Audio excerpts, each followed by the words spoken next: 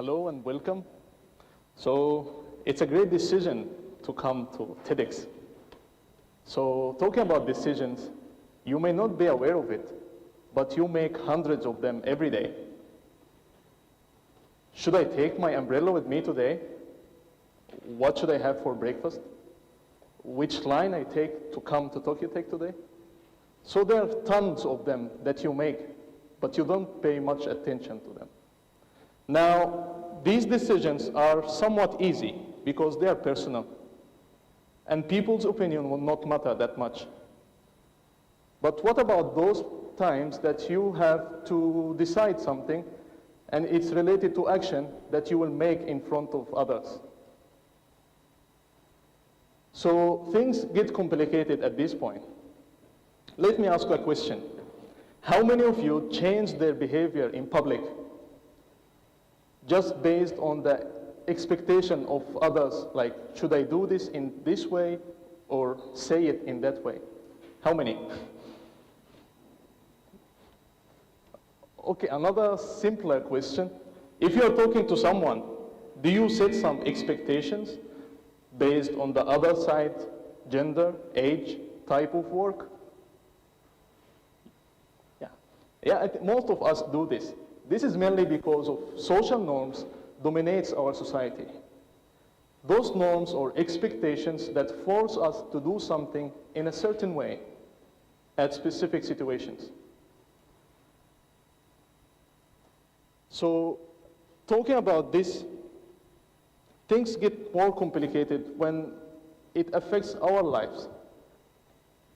So, we have a lot of rules and norms in our society that will affect us either direct or indirect way. And some people will tend to follow or try to force themselves to fit inside the mold just because they are afraid of being judged.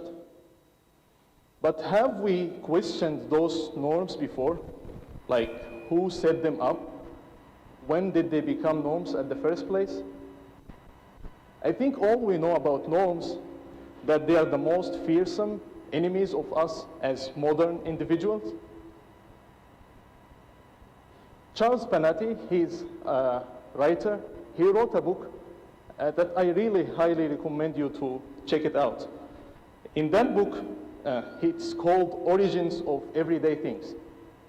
He collected in that book around 500 things that we do or say in our everyday life from different cultures, Eastern, Western, Middle East. But one can find that the most important point, that social norms from different societies normally or basically share four main qualities. One, they tell us what to do and what not to do. Second, they are socially shared. In other words, people have a general awareness about that norm. Third, they can carry an element of control. People can feel afraid. They can feel guilty if the norm is not followed. Four, these norms can actually influence our behavior so high and so deep. To understand this, research groups from UCLA and the University of Arizona, they designed a framework, neuroscience framework, to understand this. So they designed an experimental social experiment, and they combined the social experimental results together with the brain imaging data, and they came to a conclusion that number one, or the most influential factor on our decisions is the effect of norms. They also called it as the great expectations. So at any situation, we have normally two directions coexist at the same time. What society expects us to say or to do, and what we feel in our hearts. Of course, sometimes these two directions can be the same, and we feel happy about it. But what about other times when we have to choose one direction of the two. Those hard decisions truly define who we are. After living in several different societies, open, closed, religious, liberal, East, West, and Middle East, I could see the real huge effect and power of norms on the society that one need to stop and look at it, have a closer look to understand it. Let me give you some examples. Back in the Middle East, you would find people tend to follow the norms even if it contradicts with their own beliefs, even if it contradicts with the religion for religious societies. That powerful. In some other societies, I think you can relate to this, you would find people stay after official working times just because it's a social norm. There is no law, there is no other power can cause this phenomenon. And throughout history, we find that social norms and expectations put enormous pressure on women. Yes, we are in the 21st century, yet in several societies around the globe, you can find women still facing discrimination and hardships to get an proper access for education or work. However, talking about norms is not always negative. Like something being norm does not necessarily mean that it's a bad thing. If I'm in the train and I give my seat to an elder person, to a pregnant woman, it's a social norm, but it's a good one. So norms are not always bad. But the core point that they deeply affect us and they can change major decisions in our life. Like how to treat people, which career path that we take, whom and when to marry.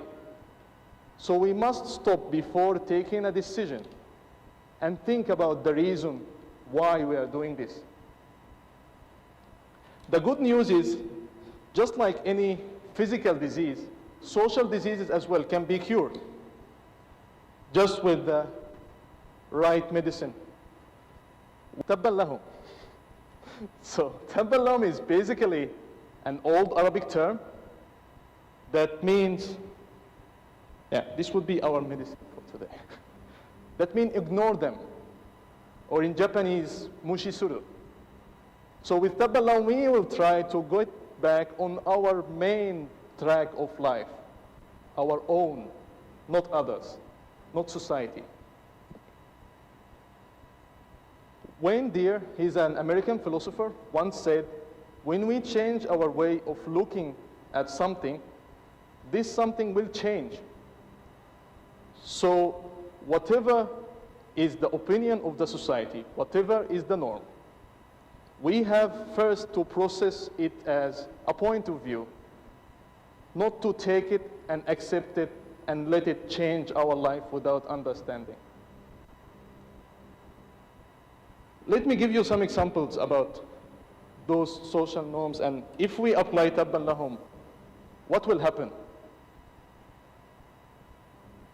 Successful person will not be just the engineer, the doctor, the lawyer, social expectations. No, success will be we are doing what we truly love. What else when we apply, what else can happen when we apply تبا لهم? We will stop feeling insecure about our bodies, our faces, the way we talk, the way we express ourselves. What will happen when we apply تبا لهم? We will know the real meaning and remember the real value of getting married and building a family. At many societies that I have tried, I have lived there, you can see people are spending huge amount or lifespan and efforts on minor stuff that will not help or improve their life afterwards. What will happen when we apply تبا لهم? It will be okay to quit your job. it will be very okay to restart from the beginning. You will stop consider this as waste of time. No, Tabbalahum will be the reminder. It will remind us that there is another chance we can take. It will remind us that the real waste of life, the whole life, will be us going in the wrong direction. Because it's only when we know the reason behind what we are doing, then we can know and enjoy our lives. And the method is very simple. We just pause and rethink. When you pause, you will give yourself the time for re-evaluation. And when you rethink, you will recall all the situations, all the people that you need to stop by, and you say, Tabbalahum. Thank you.